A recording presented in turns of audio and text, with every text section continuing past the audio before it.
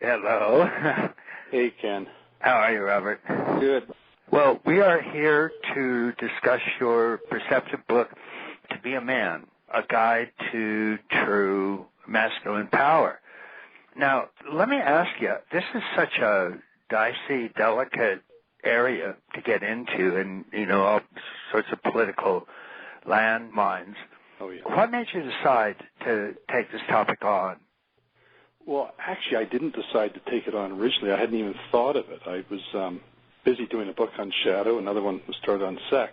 Right. And then Tammy Simon from Sounds True got a hold of me and said, we're thinking of having someone do a book on men, and we thought of you, and are you into it? Right. And I said yes. I'd never even considered doing a book on men, but once I got into it, it just grabbed a hold of me. And right. I know it's a dicey area, and it takes a certain finesse, but I've worked with men for so long and down in the trenches, so to speak. And I realized I had a lot to say about men and men's work and what it meant to be a man and all the obstacles to fully embodying our true manhood, all of that. So I did a first draft very quickly. I write very fast, and then I ended up doing 2 major edits on it, a developmental edit and a regular edit, and it exhausted me in a really good way, but it took everything I had. I could not work on anything else, my psychotherapeutic work. And when I finished, I had no energy to write any more books. I've written nothing since. It just took everything from me, which I'm glad to have given. Now I'm just doing my therapeutic work and my training work, and I haven't written more than a few words in the last 3 or 4 months. It used me up. Oh, I've done it, but I'm almost 67 too. So I go, well, this is time. This is a great gesture, and I'm really hoping it has a beneficial impact on a lot of men. Right. So the book itself covers a lot of area, but you divide it into 5 parts. And the parts are orientation and groundwork. And then part 2 is power and the modern man, anger, aggression, and the hero. Part 3, relational intimacy. Part 4, sex. Part 5, wrapping up. So we sort of start with just getting a general sense. And in terms of be a man, in terms of cultural background, what are some of these factors, you ask? And they are, among others, showing no weaknesses, emotional stoicism, aggressiveness, holding it together and not losing face no matter what's going on, sucking it up. What's not allowed is vulnerability, empathy, emotional transparency and literacy, the capacity for relational intimacy. These are all qualities more commonly associated with being female than male. And then your overall view, which of course we'll refine considerably as we go along, but an initial statement, one of them is masculine power is rooted in a dynamic blend of soft and hard attributes, showing up as a potent alignment of head, heart, and guts. When head, thinking, rationality, analysis, heart, caring, compassion, love, and guts, resolve, resilience, bravery, all inform each other and work together, a truly healthy manhood cannot but arise.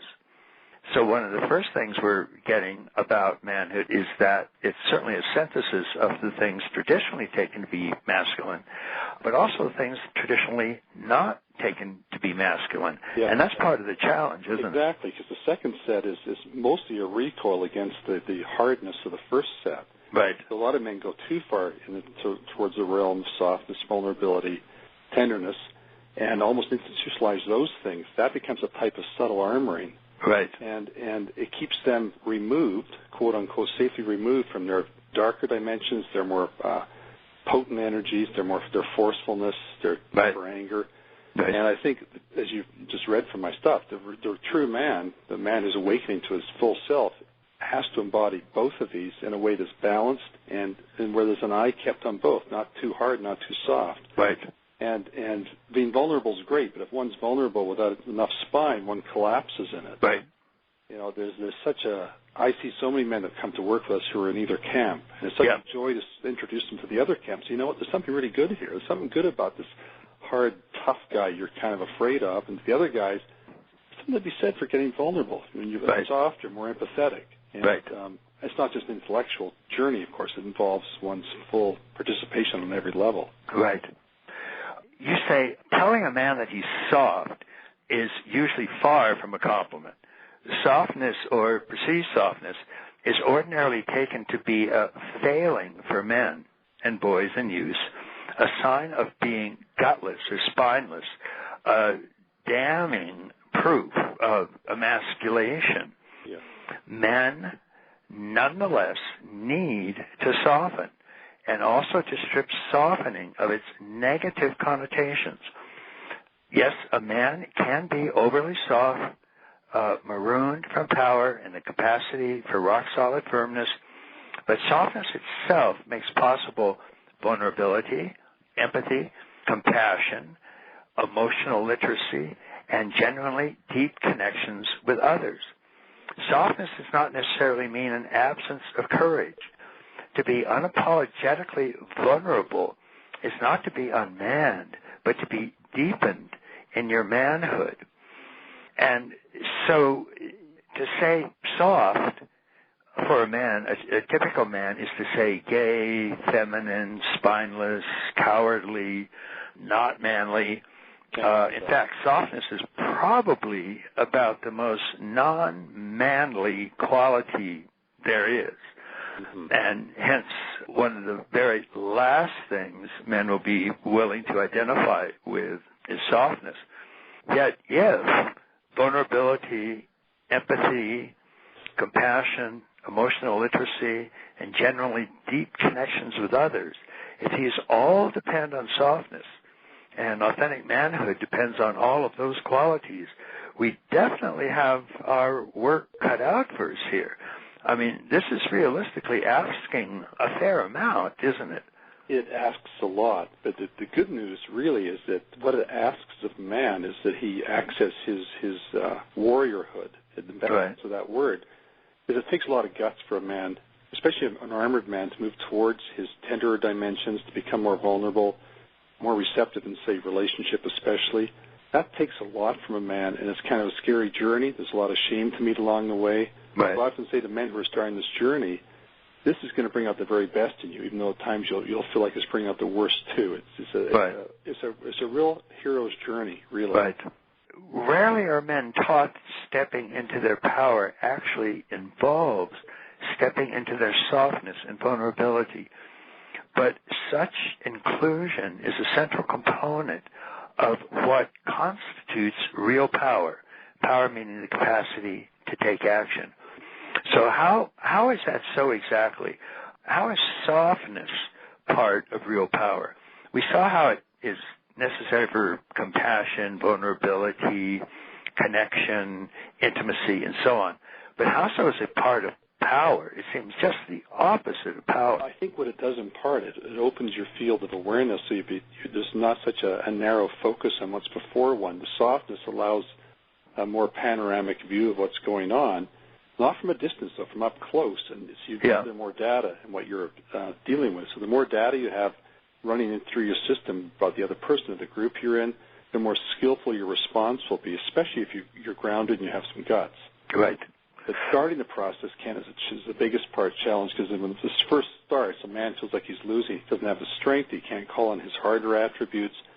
He basically has to learn to embrace his helplessness, right. The places in him that are still quite young, and that requires a lot of courage and ideally some great support. And also no shaming, as little shaming as possible from those that are close to that particular man. Right. This must be a little bit of a tricky sell. I mean, when a man comes to you first meeting, and he's sitting down and he's feeling, let's say, that he's just less a man than he wants to be. He wants to be stronger. He wants to be more powerful. He finds he's just not getting in touch with that. And you look at him and go, yes, okay, well, what we're going to learn to be is soft. How do you get that across initially, in a way that the guy doesn't go screaming from the room. Yeah, I get you. But first of all, I of course I don't begin with that, but we connect a little bit, and then I talk maybe about the fact that coming for psychotherapy or deep work, inner work, is a bigger challenge for most men than for most women. There's an increased sense of shame. So one of the first things I often do is teach the man a little bit about shame, and he's usually surprised to see how prevalent it is in his life and how little he knows about it, including the shame of admitting I need help. In other words, I'm not that competent in certain areas. My wife says this and that about me, or my whatever, and I have to face the shame. So here's the art. In a non-shamingly way, I'm going to teach him about shame, historically and also how it manifests now, and how easily that shame can turn into withdrawal, dissociation, or aggression. Once we have that out of the way, then we can start to look at what's required, and I'll also introduce him to the notion of what is going to be asked of him, becoming more vulnerable, softer, and in many cases also accessing his raw power more, too. Often they go together. So it's not just a matter of gentle opening. It's also giving him some space to really feel, how can I say it, his balls, to really feel himself alive in a full-blooded masculine way. Right. At the same time, he's encountering these tender, more vulnerable dimensions of himself. So the image I often have of this is the man, on one hand, he's holding that place in him, the soft, tender, frightened, and very young. The other hand is out in front of him holding the boundary, as if to say, don't mess with us, don't mess with him. Right. I've got your back. I've got your back, buddy. I got your back. And we're going forward, and he's not going to neglect his vulnerability or tenderness or the boy in him as he goes forward. He's also not going to let those parts run the show, drive the car, so to speak. So there's a complexity to it, but when it gets down to ground level, it's actually quite simple. It's about moving toward what's challenging, moving toward what's painful or difficult at a pace that works for that particular man, so he can digest his experience as he goes. Right. And that's my job, is not to push too hard, but I also have to push some. Yeah. Sit and just nod my head like an active listener, nothing much happens. Yeah. Yeah. Then, of course, there's the problem on the other side, as you point out, the new age male, the postmodern or spiritualized version of the nice guy, the sensitive, reality, empathic male, often makes such a virtue out of softness and tenderness and non-competitiveness that he becomes just as rigid as those whose hardness he deplores. He institutionalizes sensitivity and vulnerability. He can cry. He is not the enemy to his helplessness. He is in touch with his softer dimensions, but he dissociates from his raw power, his forcefulness, his more powerful passions. He is a stranger to his guts. Such a male tends to live from the heart up. At worst, he is a pushover, a must-be positive man, presenting himself as a paragon of spiritual values, self-consciously impaled upon his high-minded standards. His model of manhood is basically a reaction to the conventional model. Both suffer from a righteously upheld repression of feeling, anger for the sensitive male, sadness, grief for the insensitive male. Both are armored, one with hardness, one with softness. Both avoid shame. Both are at war with themselves. So these are the two sort of tricky extremes that we need to walk between when it comes to softness. Mm-hmm. And, with great care and compassion and skill, because within each is something very beautiful, something very, very necessary for becoming truly whole as a man. Right. But to do that, we have to kind of take the sensitive man and to find out what he associates anger with. Usually something dangerous, something bad, something perhaps in his childhood that was meant the loss of love, etc. Right. And to kind of deconstruct that, and then to get into it at an emotional level where he starts to get what it feels like to really be in touch with that anger, the stronger passions, and that it doesn't mean the world's going to fall apart just because he gets really pissed off. Right. And often I'll use a Gestalt method with a lot of men in this area where these two places you're mentioning, these two extremes, get to talk to each other. And usually there's a pretty stiff conversation for a while, but if it's guided properly, there's more and more of a sense, hey, that's me over there. Hey, that's me over there. And a wholeness starts to emerge organically. Yeah. But that begins with both types of men turning toward what they've had aversion to. Softness, hardness, and realizing hardness and softness work together beautifully, just like rationality and emotionality work best when they work together. Yeah. Let's bring them together. Let's stop pathologizing anger or treating softness like it means you're not a man, you're less than a man. All that has to be looked at, and most men have not paid enough attention to their conditioning around this, where they got the messages, what they were taught by the parents' example, etc. So it's a real awakening. It's a very, very embodied awakening required here. It seems like both of them, in a sense, have half the picture. Yeah. So on the one hand, that, in a sense, is the good news. It's not that they're both totally wrong. They're both halfway there. Yeah. But they just have to fill it out. It's a very clear picture of projection. Here's my undesirable qualities projected onto you. It's a real black and white example. Right.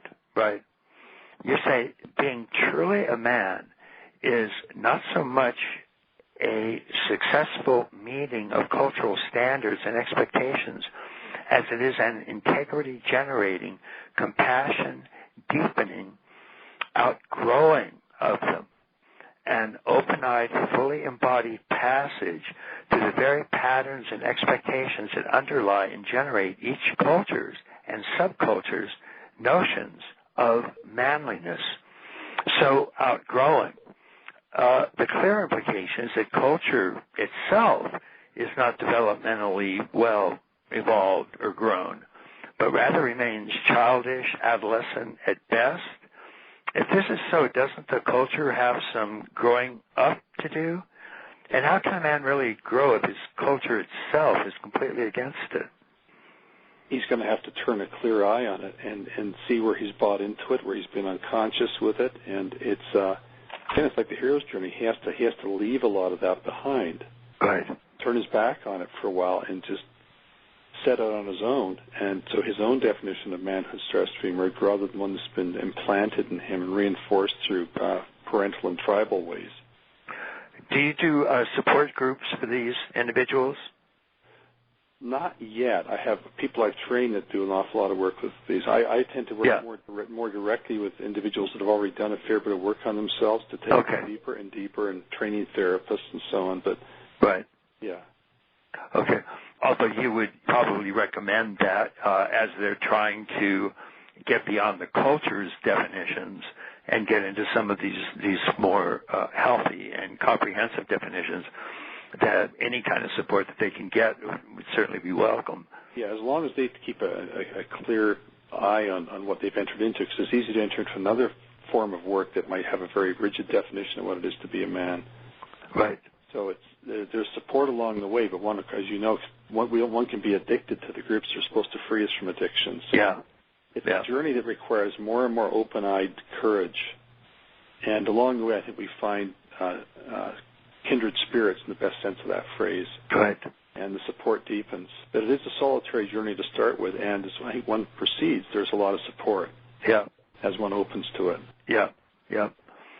My competitiveness and forcefulness have often seemed to be the way of my growth.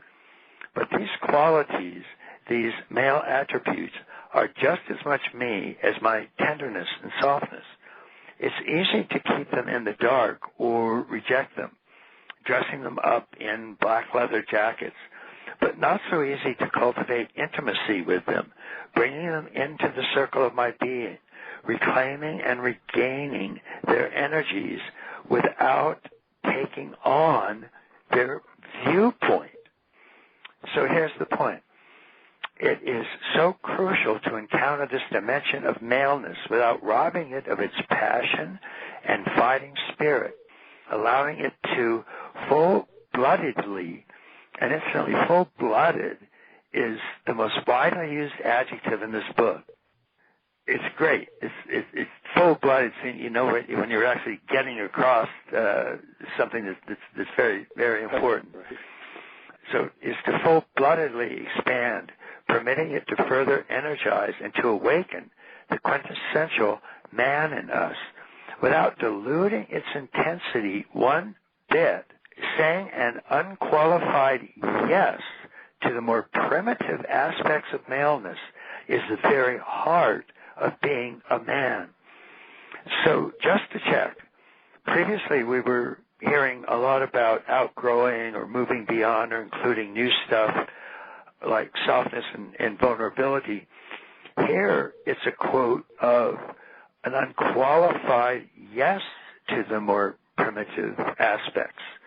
And that's named as being the very heart of being a man. Yeah, and outgrowing them doesn't mean abandoning them. It means you just keeping what's best about that. And in this case, the raw passion. I've seen so many men, in the name of evolving to a deeper level, push aside the passion, so they become more eviscerated. They've lost touch with something that's so beautiful, I think, in a man and a woman too. Is that primal, raw energy.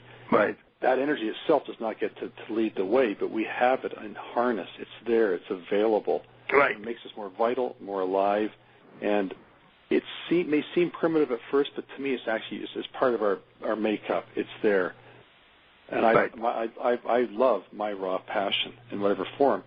Right. Coupled with a deeper understanding, so that the viewpoint of that raw energy doesn't take over. It's like in a fight with a partner. It's good to feel that, but you also want to maintain a perspective that can see more, so you can handle it skillfully. Right. For example, if I'm angry, my wife Diane, my heart's not involved, it doesn't work as well as when I am angry at her and I'm intense, I'm fiery, but I feel some compassion. There's some sort of compassion coexisting with that anger. That makes her reception of it far more easy. There's more flow. I'm more vulnerable in it. I'm not out to attack or win or score points.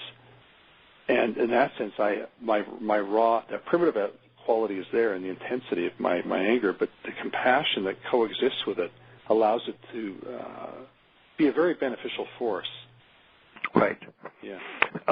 And, of course, that's what you want to hear in terms of an overall integrated approach. And I think it's one of the things that men worry about when they go into any sort of therapy or something about, becoming more sensitive or more caring or more emotionally literate or something, is that they're going to have to give up that sort of raw maleness about them. And so that's certainly not what you're saying. No, it's the opposite. And implicit in this, too, is the formation of really healthy boundaries. Right. So if I'm a very soft guy and I have incredible empathy, but poor boundaries, I'm probably going to get overly absorbed in the other person's emotional state because of that. And I won't know where they end and where I begin. Whereas if I have a healthy boundary, an empathic wall, so to speak, I can care for them, I can feel what they're feeling, but I also have just enough distance from them so I can still maintain my autonomy. Right. So crucial. Right. And then on the chapter on navigational pointers, you give what you call, what follows are some navigational pointers that you can refer back to when you get stymied, stuck, or off track. And I'll just list these so people can know that these are areas that they can come back and check with, because you've already laid it out pretty clearly that this is a journey. It's not something that can be done immediately. It's not something that can be done on a weekend or even a week-long workshop. It's truly a life-changing course of action, and so it's going to continue ideally over a lifetime. Yeah. But certainly nothing that's going to be done in just a few days. So some of the checkpoints here, like I said, I'll just mention them so people can get a sense of some of the basic areas that are being covered. And we'll go into many of these in detail later. Shame, vulnerability, empathy, emotional literacy, turning toward your pain, distinguishing between anger and aggression, distinguishing thought from feeling. There's more to sex than meets the eye. Connecting the dots between your past and your future. De-numbing, where you say thaw until you're raw. But those are just some And then we get to working with shame, and you call it from humiliation to humility. And the first sentence sort of says it all. The most powerful emotional roadblock for men is shame. That's just utterly central and crucial, in many ways overwhelming emotion, isn't it? It is, and it's astonishing still to me how little attention shame gets in psychotherapy and spiritual practice. It's probably the most submerged hidden emotion. And part of the reason for that is that it can mutate very quickly into other states that don't look like shame at all. Dissociation, withdrawal, aggression. A lot of men, when they feel shame, move into aggression very quickly, finding fault with the other person, turning the heat back on the other person. Because shame itself is a very pure shame. To sit with it, I don't care how mature we are, is an uncomfortable thing. I sit with it. It's kind of squirmy. There's an unusual heat to it, and there's also an urge to just get away from it. But to stay with it is a really lovely practice, just to sit with it and watch it mutate. And it has healthy forms, unhealthy forms. Unfortunately, a lot of modern press, shame is considered to be just this negative emotion, something we shouldn't have. That's in the way of us evolving. I think without shame, we wouldn't have conscience, remorse. Right. And unfortunately, in so much shame that was toxic, it's the person themselves that's being put down. It's like a child being cut to the quick by an insensitive parent and thinking they're defective and something's wrong with them and carrying it into their adult years. And especially men. When a man hears the words, be a man, grow up here, man up. And we see this in sessions sometimes where a couple comes in, the woman's quite well-meaning, but she may say to him, I wish you were more of a man. Yeah. I step in and say, you know what? I understand where you're coming from. You're hurt. You're angry at certain things he's done, but you're shaming him. And I can watch him crumbling and disappearing or getting defensive. And I'll show her a more skillful way of saying the same thing, where she's expressing what she actually feels. Right. And her vulnerability and hurt in that. But most of us men have heard phrases like be a man long ago, and we've tried dutifully, in many cases, to man up, get higher grades, be a better athlete. And it may work in a way, but we're carrying the shame forward, and that shame becomes part of our shadow. And we try to be overly confident. We become overly invested in being prideful, in a way trying to put ourselves in the position where we're immune to shame. And yet the real work here is to turn towards shame. Not easy, I know. It feels, the word mortifying is a very appropriate word for shame. We feel terrible. Yeah. And sometimes we should feel terrible. If we really hurt a person we're close to, the shame we feel over that may spur us into saying, I'm sorry, atoning, making amends. Right.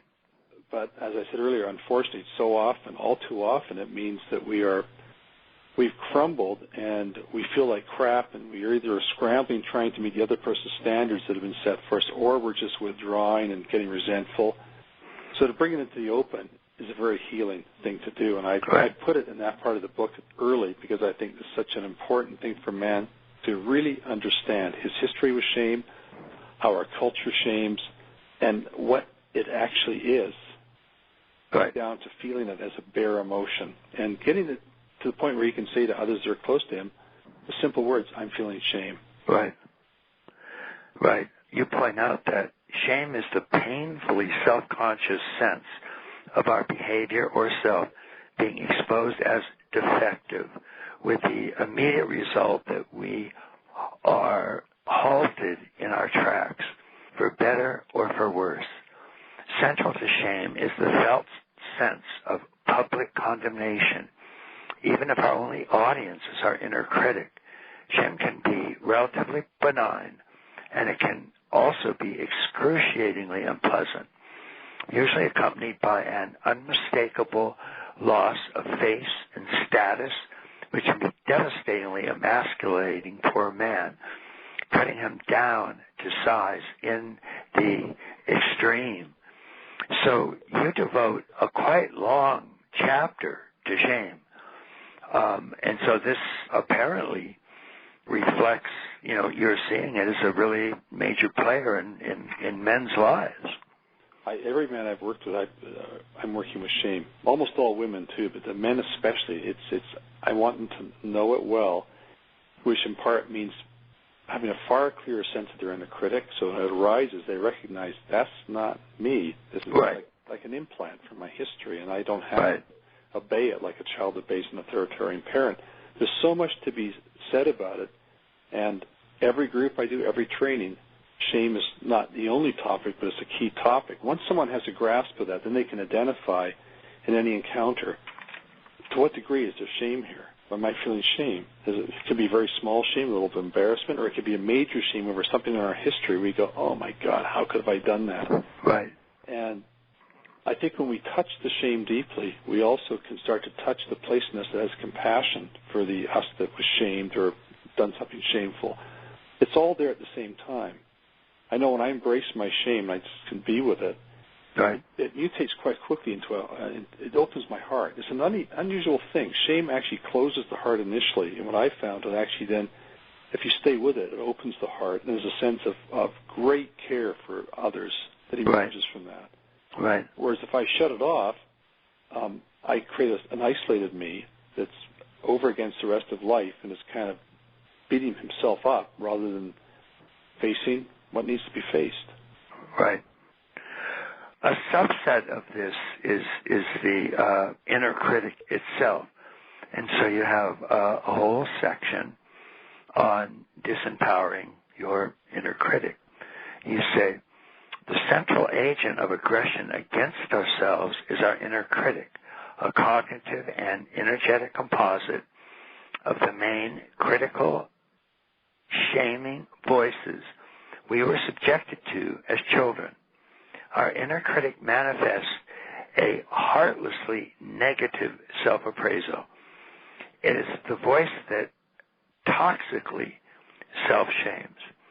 What was done to us by those who most successfully shamed us is what we're now doing to ourselves when we allow our inner critic to have its should-infested way with us as though it were the all-knowing adult, and we're just the child. But the power it has is the power we give it.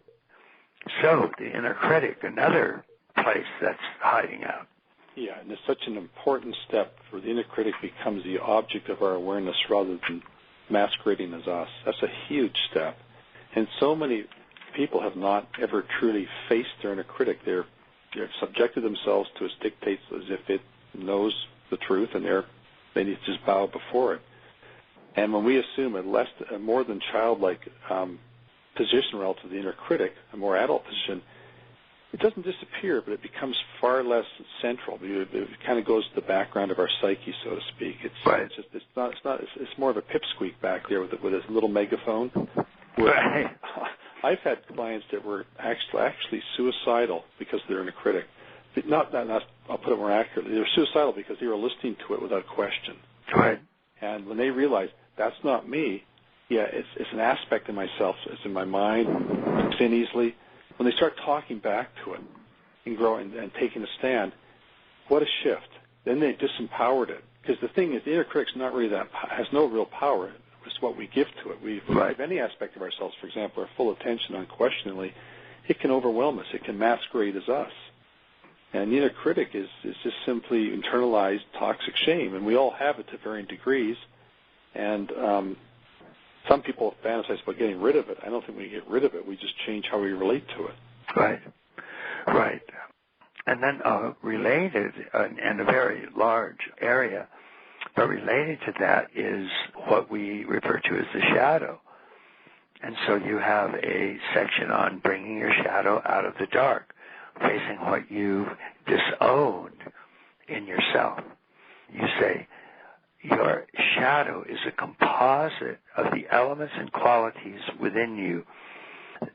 One, that you are disconnected from or out of touch with. Two, that you are denying, pushing away, or otherwise disowning. Three, that you tend to project onto others as if they had the particular quality, but you don't. Next item, that you are keeping or trying to keep out of sight or in the dark. And finally, that you describe with the expression, that's not me. A person's shadow is not just some archetypal concept, but the very reality that dominates those who are unaware of it.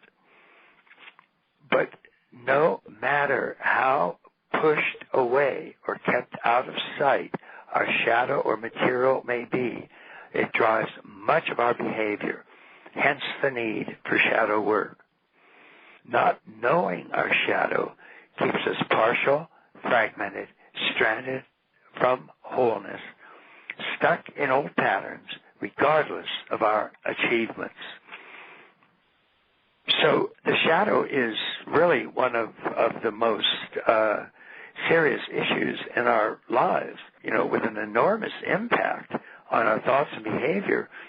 And yet it's amazing how few people realize that they even have shadows. You know what? The sad thing is it still hasn't really hit the mainstream. That's why I was going to do a book on shadow before I did the book on men. I wanted to get into the mainstream more.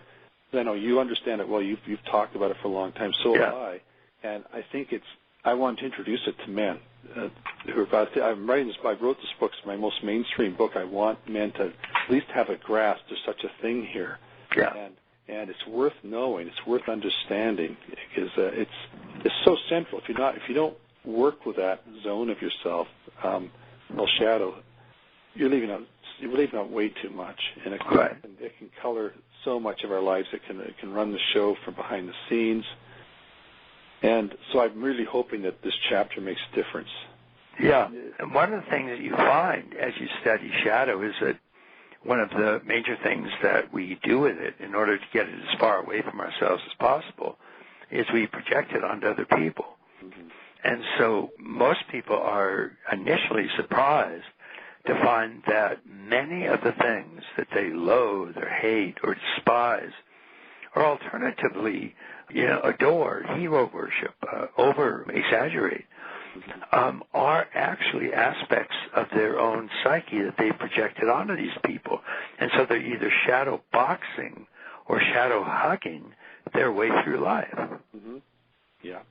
And it can make a huge difference to realize that you can take those qualities back. Now, of course, it doesn't necessarily mean that the projection, the person you projected it onto, doesn't have the quality. But when you take their quality and project your similar quality onto them, then they have twice the amount of it than they normally would. And so, of course, they're completely obnoxious and loathsome in every way possible. But half of that is your own contribution. One of my favorite ways of introducing this to new clients and people that come to our groups is to work with their dreams. Yeah, but exactly. Often people share a dream. It's kind of a curious thing. They may not realize what they're exposing to us when they tell us a dream, but once we start to take it apart a little bit in a skillful way and have them maybe play out certain parts, they may realize after all, oh my God, that thing in the dream I was so terrified with. They'll make the connection between that and their aversion to their anger, for example. Right. Their anger is part of their shadow, and here it is manifesting as this fearsome carnivore, made all the more scary because of their repression of it. And once they've contacted that, and it can be in a very playful way, there's a sense, oh my God, yeah, this is part of me. And they start to realize on their own, I have pushed this aside, and I pushed it aside because it wasn't safe to get into when I was a kid, etc. And here it is, and here's how it's interfering with my current relationship. Right. That can be that's one of my favorite doorways into it. Or when someone comes in and says, I don't have any anger. I have no anger, and they're often on a spiritual path. Probe a little bit, and my God, there's so much there. And then unpack that slowly but surely. We have a quick, and it's just very introductory, but a very quick introduction to shadow that we call 3-2-1 process. And the idea is that the original shadow started out as your own first-person quality, some aspect or dimension or component of yourself that was then judged negatively or decided was just too uncomfortable or was bad or was wrong, something like that. So it's pushed away. It's pushed on the other side of the self-boundary. And so it actually appears almost as a second person. It appears as a thou, another entity. It's not me, but it's that other entity.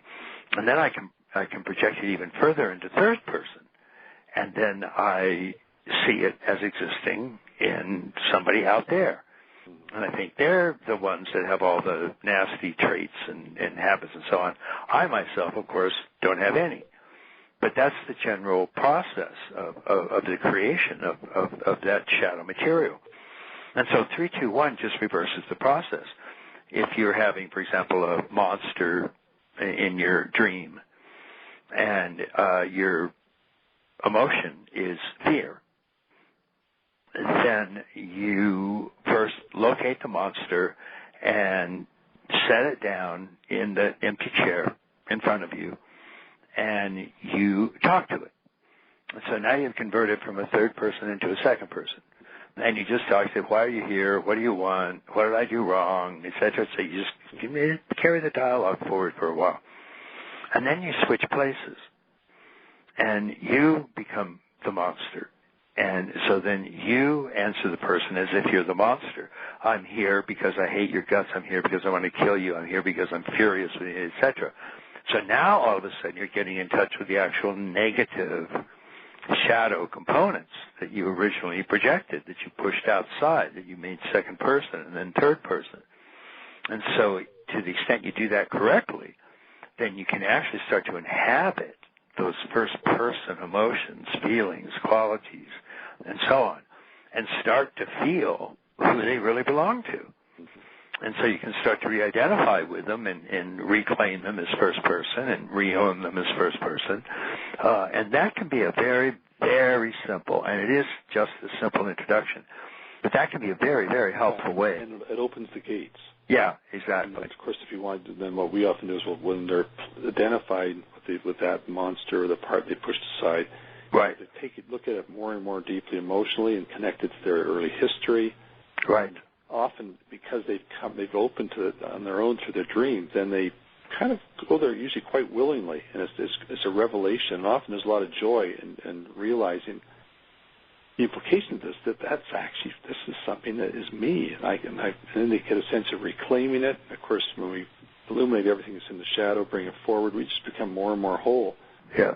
And I think men need to really especially appreciate the understanding of just shadow. It's here. Right. There's cultural shadow. There's so many layers and levels to it, but I could have left out of the book, but I felt really right to include a chapter on it, you know. Yeah. Well, and for men also, one of the things, of course, that helps, and I'm sure you have realized this, is that when we're working with shadow, we're working with energies. So to take back and re-own the shadow is actually to re-own energy. It's to re-own the source of power. So you're actually increasing your power, hopefully power with, not power over. But nonetheless, the actual energetic store, your gas tank, is getting fuller and fuller. And so that becomes an incredibly important addition to your overall capacities and your overall strengths and your overall power. Whereas as soon as you cut it off, deny it, and project it, you've cut off and denied the power and the energy connected with it as well. And it also takes energy to repress something, to keep it in the shadows. Exactly. That can be actually quite the... And then you go into an important issue about challenge and why challenge would be important for masculinity. And again, in this sort of era of not really sure about what masculine is or isn't, then for a male to know whether he's supposed to be getting into challenges or whether he's supposed to not be getting into challenges can become a confusing issue. But you point out that it really is a way that men can ride their edge of potential and actually awaken the capacities in themselves that are going to help them grow and develop and become fuller men in any definition of the term.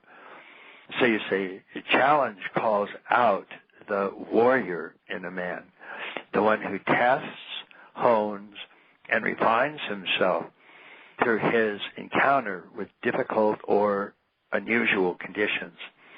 As uncomfortable as challenge may be for a man, it can also be enlivening and deepening, presenting him with an edge that can bring the very best in him. Challenge is the part of our path that can most overtly build multidimensional muscle and strongly embodied presence, deepening our capacity to see, hear, feel, know, and act.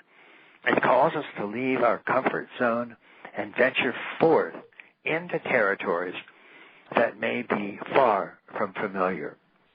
Challenge can take many forms, but its call to be met and how it is met are fundamental aspects of manhood.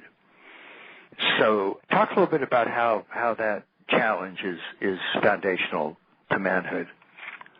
I think we feel that challenge early on as young boys, just that sense of wanting to keep an eye on the parental support we have, but also to venture forth, to risk.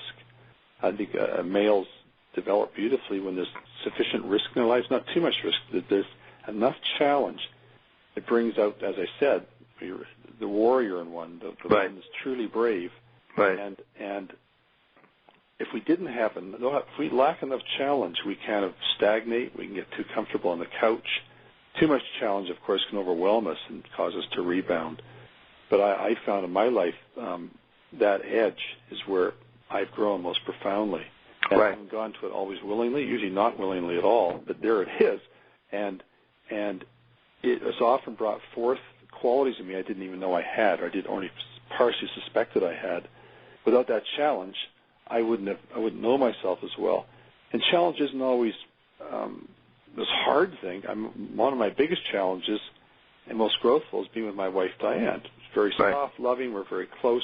There's a challenge to be fully present, to be transparent, and it goes on, and she can see me so clearly. I appreciate that more and more and more. The challenge is to meet that, and that calls forth something in me too that I might otherwise have been a little lazy about accessing. Right.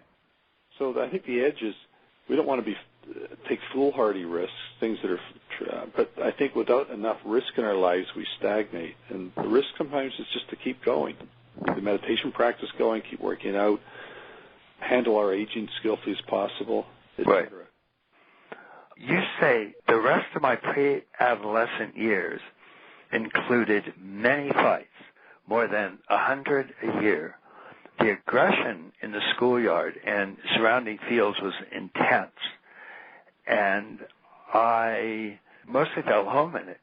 Indoors, I was ultra-competitive, snaring the highest grades with relentless consistency, exulting in being the best year after year, even though I remained quite shy, and my goal of getting my father's approval never came about. Once I was outside, though, academics didn't matter. All that counted was physical prowess, especially in fighting. Now, traditionally, this would be considered a pretty manly start in life. Yeah. And, it seems fairly deep-seated and really rooted. In a sort of condensed fashion, how did you get so thoroughly out of that original start? Well, the original start was I was shamed very, very heavily and violently by my father when I was young, and of course I crumbled under that. But there was a lot of fight in me, so I overcompensated gigantically by trying to be the very best at school in every way and athletically, and I did, but I wasn't happy in that. I still was.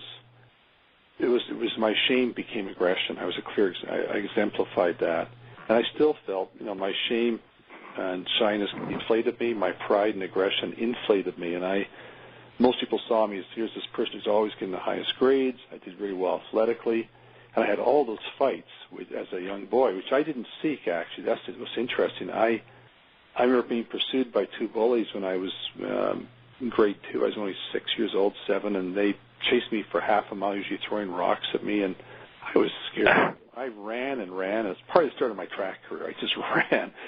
One day they caught me, and so vivid to me, and they were on me. It's fist pounding. I was really scared. I fought back, all the adrenaline, and to my shock, I defeated both of them. I got them both in some sort of hold that where their arm was going to break, something like that. Right. And they left me alone after that.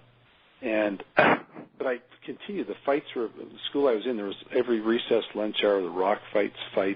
I was being challenged all the time, and I had learned the art of submitting other boys. I'd choke them out. I'd arm lock them.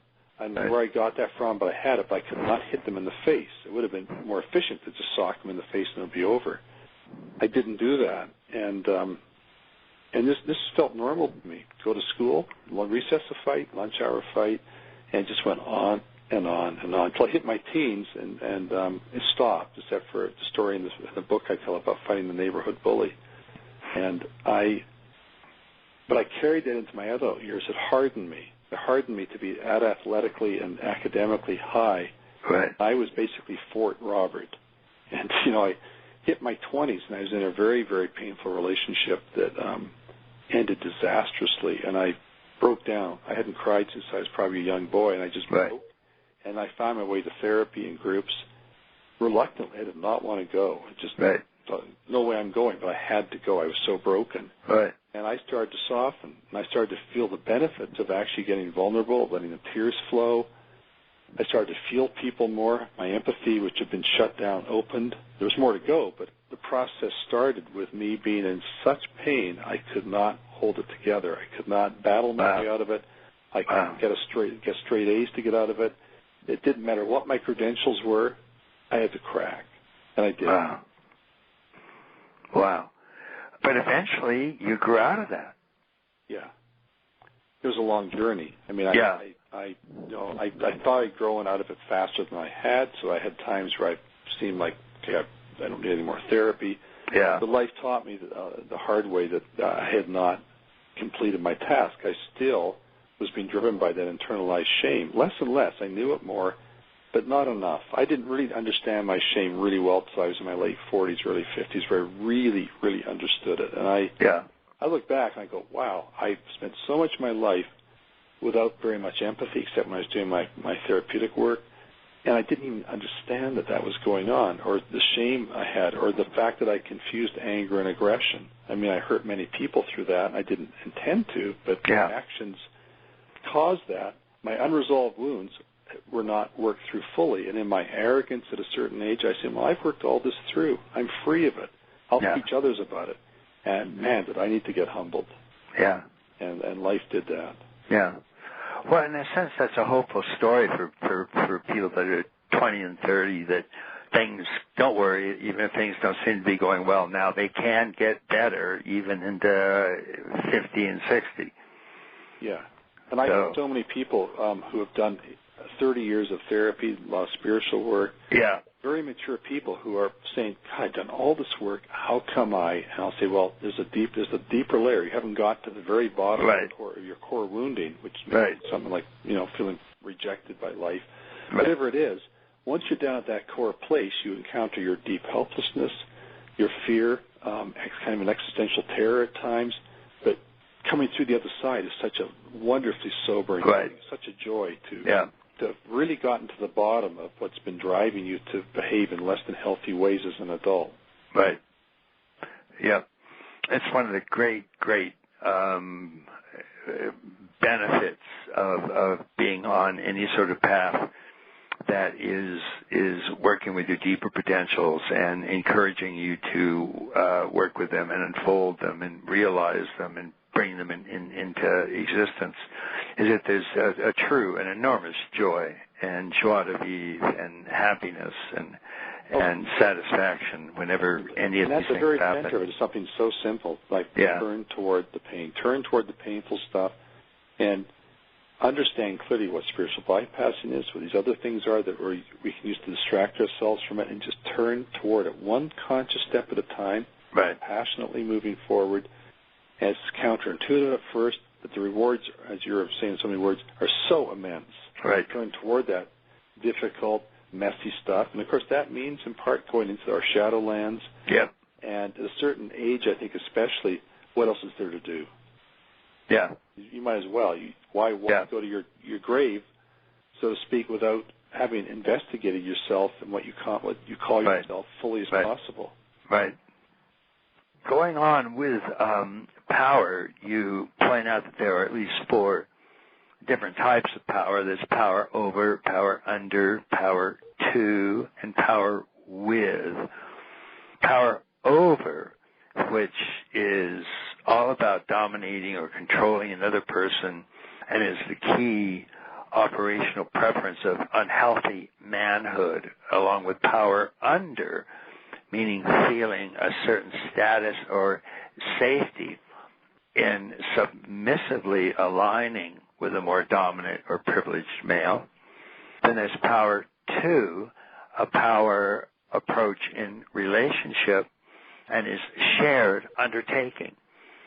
It makes more respectful mutuality, side-by-side partnership. Then we have power with is the most life-giving form of power. Here, power is an ally with partners solidly behind each other, rooted in mutual respect. Their shared power deepens their love, and their shared love deepens the power. True masculine power is full-blooded power with. It brings out the very best in a man, backing him in taking needed stands without forgetting his heart. So how hard is it for men to move from power over to power under? I know for a lot of them it's kind of a stretch, because power equals dominating people, and if you can't dominate somebody, sort of what's the point? It would be like hunting with you share with the hunting and share with the prey. No, you shoot the prey, not share with the prey. So how hard is it to get most men from a power over to a power with, from the time they first come into your office to the time that they start to get it?